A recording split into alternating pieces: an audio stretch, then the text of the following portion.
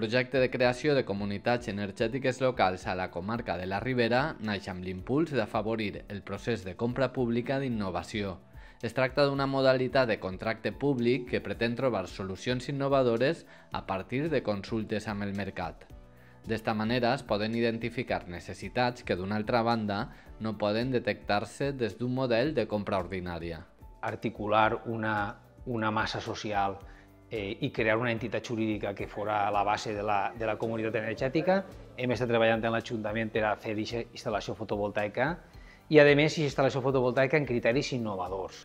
Per tal d'aconseguir solucions innovadores en la creació d'una instal·lació de producció d'energia, es fa necessari establir un diàleg amb el mercat amb una doble intenció: arribar al major nombre d'empreses interessades en la licitació i, per tant, acomplir els principis de transparència i no discriminació, i també identificar els aspectes més rellevants de les possibles solucions detectades en el procés de compra.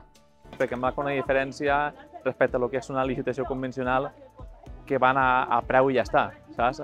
Així te permeteix un poc expressar més l'experiència que tinga o trajectòria de la teva empresa a l'hora de fer una valoració. Entonces está bien que la administración este tipo de cosas les promueva. Y hemos convocado a empresas, bien instaladores, ingenierías, proveedores de la zona, a hacer un contraste respecto al proyecto que el Ayuntamiento tiene en mente de autoconsumo colectivo y el establecimiento de una comunidad energética, y qué soluciones innovadoras hay en el mercado para dar respuesta a estas necesidades, ¿no? La vigilància tecnològica a l'hora de realitzar un estudi de solucions innovadores en el mercat resulta clau en la creació d'una comunitat energètica. Sistemes fotovoltaics, com altres novetats, com són, per exemple, les piles de combustible, xicotells productes eòlics, etc., però també acumuladors d'energia, gestió d'eixa producció d'energia perquè tots els membres de la comunitat tinguin uns coeficients que es permeta distribuir correctament l'energia que es produeix.